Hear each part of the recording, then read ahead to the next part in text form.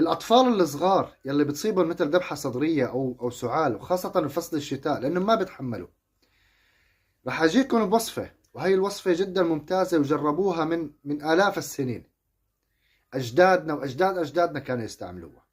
لكن أول شيء خلينا نذكر اللهم صل على رسول الله بالتعليقات. ويلي ما بيعرفني، أنا اسمي ياسر عيسى، مختص بالطب البديل.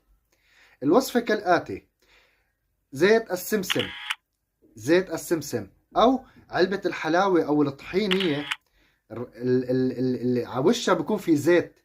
هذا الزيت على ظهره مساج لمدة 5 دقائق مع تدفئة.